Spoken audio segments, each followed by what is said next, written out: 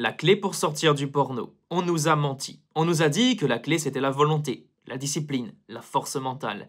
Mais la vérité c'est que lutter contre le porno ne sert à rien. Et je vais te prouver pourquoi étape par étape dans cette vidéo avec de vraies techniques à la fin.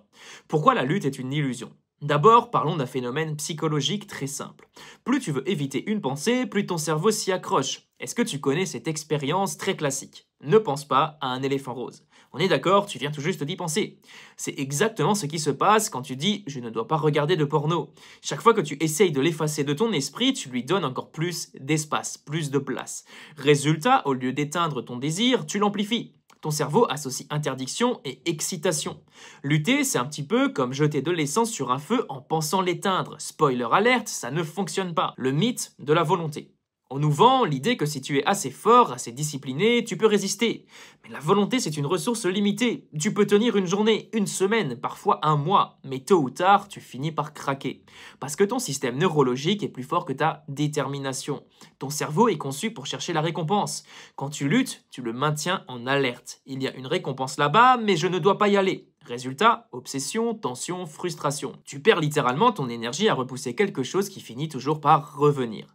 Il y a aussi un mécanisme que tu dois connaître, c'est le mécanisme du craving. On va parler neurosciences. Le craving, c'est une envie irrésistible qui naît d'un déséquilibre dans ton circuit dopaminergique. Tu sais, la pulsion tellement forte que tu te dis « je n'y arriverai jamais ».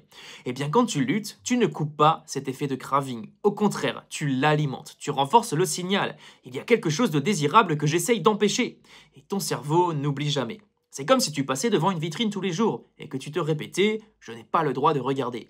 Plus tu détournes les yeux, plus ton subconscient fixe l'objet interdit. Maintenant, passons aux 3 raisons pour lesquelles tu rechutes toujours. C'est pas parce que tu es faible, c'est pas parce que tu manques de courage, mais parce que tu utilises la mauvaise stratégie. Il y a une loi que tu dois absolument connaître, c'est la loi de la suppression. Supprimer sans remplacer, c'est voué à l'échec. Ton cerveau déteste le vide. Tu peux supprimer le porno de ton ordinateur, de ton téléphone, mais ton esprit ira chercher autre chose. Instagram, TikTok, souvenirs érotiques, photos, et quand ça ne suffira plus, eh bien, retour à la case départ. 2. Les déclencheurs invisibles. Le stress, l'ennui, la fatigue, la solitude. Ce ne sont pas des excuses, ce sont les vraies racines. Tant que tu ne traites pas ces déclencheurs, tu seras en guerre permanente. Et personne ne gagne une guerre contre son propre cerveau. 3. Ton identité. Si tu continues à te définir comme addict qui essaye de s'en sortir, tu renforces ton rôle de victime. Ton identité détermine tes choix. Tant que tu crois être quelqu'un qui doit lutter, tu continueras à lutter. Prenons un exemple concret. 2 personnes qui essayent d'arrêter de fumer. La première personne va tout simplement dire quand on lui propose une clope « non merci, je suis en train d'essayer d'arrêter de fumer ». Elle garde cette identité de personne fumeuse qui est en train d'essayer d'arrêter de fumer. La deuxième personne va répondre « non merci, je ne fume pas ». Elle va tout simplement, dès le début, mettre dans sa tête l'identité de personne qui ne fume pas. À ton avis, quelle personne aura le plus de facilité à s'en sortir? Bien évidemment, la deuxième. Se battre contre le porno, c'est comme se battre contre son ombre. Tu crois que tu le repousses, mais il te colle à la peau. Le porno, c'est pas le problème. Le vrai problème, c'est le vide qu'il comble. Et tant que tu n'affrontes pas ce vide, tu seras toujours prisonnier. Alors, quelle est la solution maintenant? Elle est simple à comprendre, mais exigeante à appliquer. Ce n'est pas de lutter. C'est de transformer. Change ton système. Ton environnement dicte tes choix. Tu ne peux pas prétendre vouloir te libérer si tu laisses traîner des déclencheurs autour de toi. C'est comme dire que tu veux perdre du poids en gardant des chips et des sodas dans ta cuisine. Ton environnement doit être aligné avec ton objectif. Autre chose que tu dois comprendre, c'est remplacer mais pas supprimer. Tu ne peux pas juste enlever le porno. Tu dois le remplacer par quelque chose de plus fort. Sport, projet créatif, relations sociales, foi, travail. Chaque moment où tu aurais consommé doit être réinvesti. Ensuite, il va falloir construire une nouvelle identité. Tu dois passer de « je suis un addict qui lutte » à « je suis un homme libre qui vit sans ça ». Et ça, dès aujourd'hui, tu peux le faire. C'est comme l'exemple du fumeur. Ce n'est pas juste une affirmation positive, c'est une réalité que tu choisis de bâtir jour après jour.